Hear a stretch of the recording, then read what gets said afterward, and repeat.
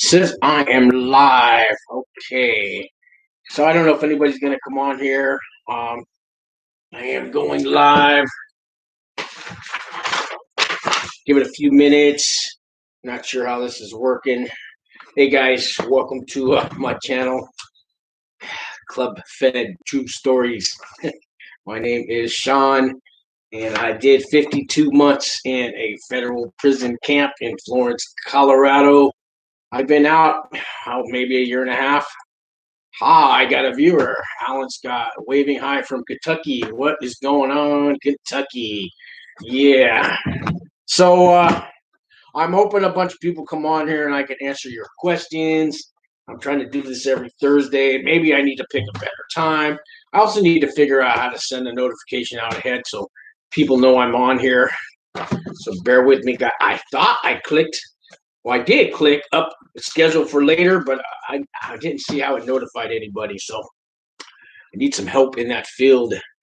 So, I don't know if you guys watch other channels, but like RDAP Dan, so he went live yesterday, and if you caught his show, he had a prison guard on there from the BOP who was just telling Dan off, telling Dan he was a piece of shit. And this guy was just talking shit about people going to prison, and apparently he's a correctional officer. And there's another guy that I want to give a shout out to, Anthony Gangi or Ganji. He does a YouTube channel called Tear Talk, and he's a good guy. He's a correctional officer who's got a YouTube. So there's not just prison channels. There's correctional officer prison channels, and he's a good guy. I've been kind of chatting with him. I think he wants me to come on his show, and maybe he'll come on mine. And he got on the phone. This is all live, and he was telling the other officer that he was. I mean, you got to see it. It's on yesterday's RDAP Dance channel, and so these two correctional officers had two different completely sides of view. So the BOP officer only worked in pens. He didn't know anything about camps, and I don't think this guy could have handled working in the camp. But to him, all inmates were pieces of shit. Um, Anthony doesn't look at it like that. Prison guards have a hard job. They do, man, and I got nothing but respect for them. At the camp, the prison guards I dealt with, they were good. They were good guys. They were, I was treated fair with dignity, self-respect, everything else. They've got their moments when they've got to do lockdowns and something happens and there's a fight and they've got to stand firm and be, and they got to do their job. But when you're working with them side by side, um, like I worked in food service with them. I worked in food service in the camp and at the Supermax ADX. Also had to do lockdowns where they take campers. So when the penitentiary gets in a fight, the inmates over there, they lock that whole place down and they take the campers over. We got to make all the trays and their food. And I worked with the guards over there at the penitentiary, and they treated us just fine. They're a little bit more harder core than a camp guard. But, I mean, yeah, so guards aren't bad people. You just got to treat them the way you want to be treated back. Don't have an attitude. I mean, they got to do their job. Don't give them any shit, and they won't give you shit. But they'll also talk to you. They're not going to be your friend. They're not there to be your friend, and you're not there to be a guard's friend. But that doesn't mean you can't get along. I worked with guards all day long in the Supermax, working on those side by side, making the trays for the inmates, cooking the food, doing all kinds of stuff. And they'll tell you about their weekend and their new girlfriend and their kids. And, they don't get real personal, but they get personable enough. It's just like working in a factory with fellow workers. And they're people too. So, yesterday's RDAP dance show, I'm telling you, you guys need to go check it out. Also, check out Tear Talk if you want to know the correctional officers' points of view on how they view us inmates. Now, he's state corrections, so, and I think he works in penitentiaries too. So there's a little more different than inmates you get in there. My show's all about us guys going to camps and lows. I got a call today from Raheem, so I did an interview with him, I don't know, a few weeks ago. He's turned himself in on May 4th, he says. and he is doing, how to do it, 24 months. I think that's what it is. But he got his designation notice today. Let me show you what that is. See, here's mine. So it's a designation notification, and it tells you where you're going and when you got to be there. It even tells you the time. So mine says designation information, designation location, Florence Medium, SCP. It says I've got to be there 5/2/2/17. I had another paper. I had to be there before noon. But here's the thing. It says designation location. It says Florence Medium. If you guys can see that. Florence Medium. Where's it at? Where's it at? So I didn't go to the medium, guys. I have to check in there. So it says medium. It says Florence Medium. So I don't know if you see that. So if you're getting ready to self-surrender, you're going to get one of these in the mail. And I went to the camp, but it says medium on there. So what? So I immediately called my lawyer. And, I've had a couple lawyers while I was on pretrial because of co-defendants and conflicts of interest. They kept switching lawyers on me. The last lawyer they gave me was worthless. The first three were good. I went through four of them because conflicts of interest. All these people on my case, so they wanted to make sure I got sentenced last. And I had to get more time than anybody else. So I got 52 months. So I don't know what everybody else got. I know some guys got 44 months. The ex-girlfriend got 29 months. And she did her best to tell them everything about me. She let me know that. She still got 29 months. So I guess I got the most time out of everybody. But so where was I saying? So Alan Scott, I got a notification from you. You got one from me. How did you get one from me, Alan? Okay, I'll explain that one, Alan. Alan says, I got a notification from you. Okay, I didn't give you a notification. How? Oh, you mean the YouTube notification? No, I'm talking about this designation notification. You don't mean that. You mean, oh, thank you for telling me that. So it did work. So, anyways, even though it says look, Florence Medium USP, that's just where you check in, guys. That's like the hotel lobby. So the camps don't always have an administration office booking facility there. So this is where, you check in at the medium. And even when I got there, they said, yeah, we do have people check in at the medium, but actually you got here early enough so you can go over to the camp right now and they'll check you in there. Had you came at 2:00, they told me, you're going to go over to the medium, you're going to get strip search, you're going to see a doctor and a psychologist, and, you're going to get change your clothes, put out, and they're going to take care of all that. And then they'll bring you over to the camp after they're done with you. If you get there too late in the day, they make you stay in the shoe overnight. Now everybody's staying in the shoe overnight. So, and most of the shoes are across the street at the medium. So most of these complexes that we go to prison have multiple. We had a camp, a medium, a penitentiary, and a supermax. And some have a camp, low, medium, and a high or penitentiary. Some have 3 or 4. So Raheem got sentenced to what's the name of that place? I'll have to look it up. It's in West Virginia. Can't remember the name of it, but his doesn't have a low, but it has a medium with a satellite camp, which is what I had. So I told him the same thing. Don't freak out. You're going to check in at the medium, and then when you get booked and all that, they'll bring you over to the camp. Unfortunately, with this virus going around, there's a 2-week quarantine. It's 2 weeks more or less. So they're going to give you 2 negative tests. You got to have 2 negative tests to get out of quarantine and start your sentence. And those tests have to be 10 days apart. So and they probably don't test you every day. I'm imagining, let's say they do it on Mondays. You check in on Tuesday, you're going to have to wait all week till next Monday to get your first COVID test. Then you're going to have to wait 10 more days, which is not the following Monday is only 7 more days, so you might have to wait 2 more weeks to get tested negative, and then they will send you back. So that's what's going on with that.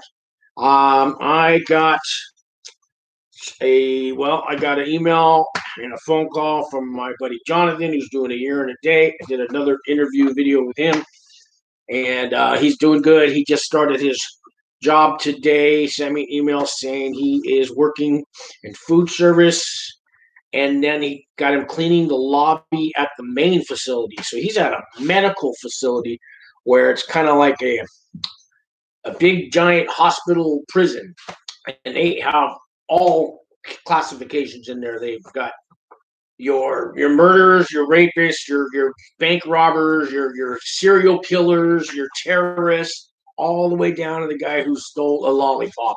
They're all in the same building, and it's maximum security. And then they have a little camp next to him. Jonathan's in the camp, but they got him cleaning the lobby of that big facility. And so a lot of jobs when I was at the camp was they have inmates go clean the lobbies at the penitentiary, the lobbies at the medium, and the lobbies at the ADX Supermax.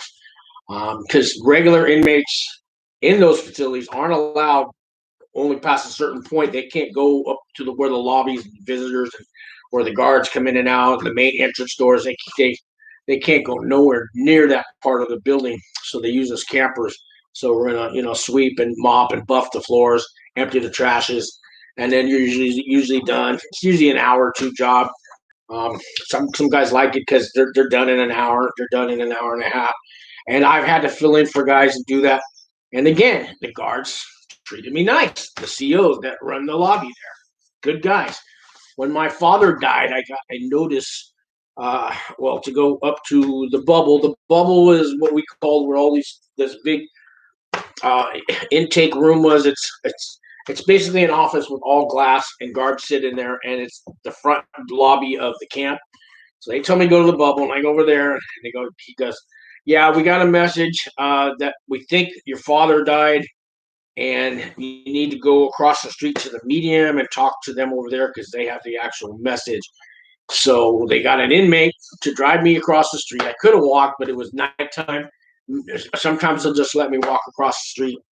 So I go out of the building. I go in the parking lot. They give the inmates the keys to a van. He picks me up. He drives me over there. And I go inside the medium across the street. And they buzz me in because they see me in my camper outfit. And I go up to the desk. And there's a guard CO there. He watches the lobby. And he tells me, yeah, your father died. And then the guy had a heart. And he sat there and because I had to be there for a minute because the inmate told me he'd be back in 20 minutes. So, anyways, this guard just telling me about when his father died. He had a heart. He had empathy. And he said, I'm sorry you got to hear this news while you're in prison. And, we talked. And it was man to man. It was heart to heart. Good, good conversation. I mean, the guy was just being human, and this guy works at the medium. And I had the same experience with the guards that work at the penitentiary when I did food service over there. So a lot of these guards are they're good dudes. But if you if you deserve to be treated bad by a guard, it's because you deserve to be treated bad by a guard in the camps. I don't know how they're actually treating the inmates in the penitentiary. I mean, you got some mean and nasty. You got some evil inmates in those penitentiaries, and I could imagine they gotta have a whole nother mindset, when they're dealing with that. But campers, we're just kind of regular guys. Most of us are nonviolent by nature, not just by crime. So I'm still waiting for questions. Hey, Alan, if you're still there, looks like I got 2 viewers. Hey, man, I'm famous. Anybody got some questions for me? Because I don't know what else to talk about. I was going to talk about prison programs. So I did Jonathan a favor today. I sent him off a big manila envelope with this application to go to a college. So I put the link on here. It's at Adams Educational Academics. Anyways, if you click that link on there, this is a print-based college. So it's like a prison. They deal with people in prison. So they have actual courses that you could take. They had a list of about 30 different programs. everything from from AA to a BS to master degrees, and you can actually go to college while you're in prison, but you got to do it the old-fashioned way. So they do have electric typewriters that let you use while you're in prison. Now you got to pay for the ribbon, and you got to pay for the typewriter paper. And they'll usually have, where I was at, we had 4 typewriters. If more people wanted typewriters, they could always bring some out. They had a few more in storage. But you see guys that are typing all day. But like say you got to pay for the ribbon. They go through the ribbon pretty fast. I mean, it's old. If you guys know what typewriter ribbon is, it's old school, man. So um, you can't just type on a laptop in prison. You don't got to do that. So or you can handwrite. Even these college courses are. It's called print based. So you're gonna pay. You gotta normally you do this before you turn yourself into prison, and you have it all set up, and you'll have your books sent there, all your courses, and your what's the word? I haven't been to college in a long time. The itinerary, your syllabus. I'm close to it all. What's that word? Syllabus? Anyways, they're going to give you all your instructions from these college-based. I'm just losing it, man. Anyways, you can go to college while you're in prison. You just got to do it the old-fashioned way. You can handwrite all your tests and exams and everything, and you send them back in, or you can use an old-fashioned typewriter.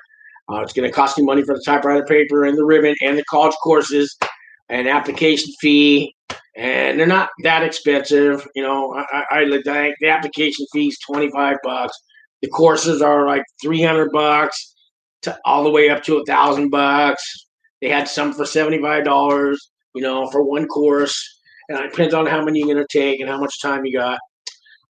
But you can actually get your degree while you're in college. But you do it on a correspondence course with outside college. So Adams College is one of them. If you guys just Google print-based education or prison colleges, it'll come up and tell you. There's maybe 10 of them in the country. Maybe there's more. I saw a listing for about 10. So anyways, I printed up the applications and all the courses for Jonathan, and I sent it to him because he can't look up on the computer these colleges where he's at in prison. You don't get Google. So and I can't email it back to him because you can only do text. I can only send a prisoner back text. And there was applications and stuff he's got to fill out. So it was a dozen pages or so. So I printed it up for him, and I had to I ran out of stamps, and it reminded me, I went to go buy stamps, and it reminded me of being locked up again. So I bought this book of stamps, and it was $11. And when I walked out the door, this is only worth $7 now. So when you go to prison, stamps is money, but that's in the penitentiaries and the mediums. At the camps, stamps aren't really money. You can find a few guys that'll trade them. Most people don't want them. They're kind of worthless. Like I said, you buy them for $11. They're worth $7 the minute you walk away from the window. So when I bought the stamps at Safeway and I walked out the door, I just lost $4 buying these stamps. But I'm going to actually use the stamps to mail things out. And so still don't have any questions. Anybody's still here? One person on here. So I don't know if I'm going to end this thing short. Little information. Time is at 1:22. What else can I talk about? So I got a camera now, and I'm going to try to do some things with this. So I bought this camera on Amazon. Comes with the stand and everything. Guess how much? Guess how much this camera is? It's digital, everything, right? It's even got a remote control to turn it on and off. $62. $62. I can't believe it. What a deal. And it does everything I want it to do. And a little memory card comes out. I can plug it in my computer. It came with 2 batteries. It's got this microphone. $62, man. For I can't believe. Well, the stand was the next 12. But I mean, so I'm set. I'm gonna try to do some outside things, videos and stuff. Next weekend, I'm gonna go down to the halfway house in San Francisco, and I'm gonna stand outside. I got to find a friend that'll hold the camera for me and interview the guys in the halfway house when they come out, and because they're not gonna let me inside, but I want to interview them about life in the halfway house. So that's another video I'm gonna do. I just a lot of ideas, but yeah, there's $62 on Amazon. It's called it's some Chinese company, 2.7K. I don't know, man, but just it was an Amazon special, and I'm happy because I don't have a lot of money, guys. Still trying to collect unemployment. Actually, still trying. They just denied me. California, I've been trying to call unemployment to fix it. They said my maximum benefits have been exhausted, and I'm staring at the screen, and it still says I have $2,000 left, and yet they won't pay me. And when you try to call unemployment, you got to listen for 5 minutes to some recording, and then hit button one, hit button two, and then it says, "Oh, due to the overwhelming amount of phone calls, we are not unable to help you." Click, and then you try it all over again. I've been doing it all day. I've been doing it for 3 days. And I had to do this 2 times before. When I finally got to do, they fixed everything. In the meantime, I redid my resume, applied for some new jobs, and we'll see, But in the meantime, I'll do these videos, and I think I'm up to $18 I made off YouTube since I got monetized about 8 or 9 days ago. So I'm making like $2 a day on YouTube, and that's my life. And I'm running out of things to say. And I was just hoping to have questions from people. That was the point of me doing this. But at least I'll have a video out there. It's 1:25. I've been on here 20 minutes. It looks like Alan's the only one there, and he's not talking to me. Anyway, so check out RDAP Dan's video yesterday on the prison guard thing. Check out Tear Talk. Check out Randy King TV. He's a new guy that's got a prison channel. I like Randy. We're supposed to come on each other's shows. He just reached his 1,000 subscribers too last month. He's coming up, and he's a happy guy out of prison. Good guy, good heart. I can tell he's got a good heart. And you know, um, so there's that. Shout out to my buddy Red who called me up. Red had some hustles in prison and legal hustles. Okay, so he made cheesecakes, and I asked him to come on. And he's I don't want to go on, put myself on blast, but this guy had hustles, man. This guy would make these cheesecakes. He would make all kinds of cherry flavored, lemon flavored. He even told me the recipe on the phone now. He said he paid $100 for the recipe to take over. Some guy was getting released that did cheesecakes, and he took over his business. He would also come and he would clean your cell, your cubicle. I think he charged $10 a week, and he buff the floor, and he'd wipe everything down. And, you know what I mean? Clean the windows, sweep and mop, and empty your trash.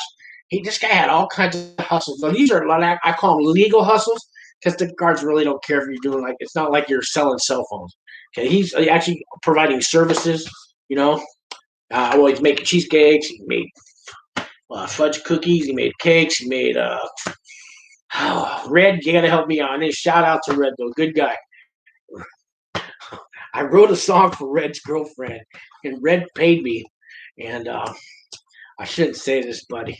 So he paid me in cigarettes. And, I got like a pack of cigarettes for this song that I wrote. He said he still has it for his girlfriend Christine. And I wrote this song, and I did all the notes and everything on the sheet music and all that, the words. And then I grabbed the guitar and I played it for him. And, yeah, man.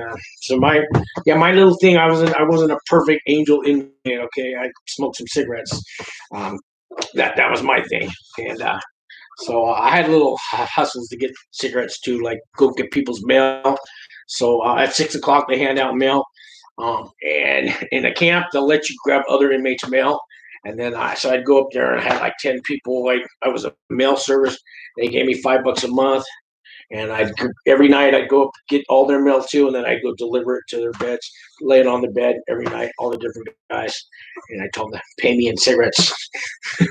And, some of them didn't smoke, but so they gave me something else, some tuna, which I would trade for cigarettes, and that was my thing. So I wasn't a perfect inmate, but that's about all I did that was bad. If that's so bad, but yeah. So, anyways. Okay, I'm running out of things to say. I guess I'll just end the video. Maybe I've talked enough. So I'm going to make some regular videos later on tonight and put them on there. All right. Well, thanks, Alan, all you guys. And again, shout out to Tear Talk, Art and Randy King TV, all you guys. See you next time.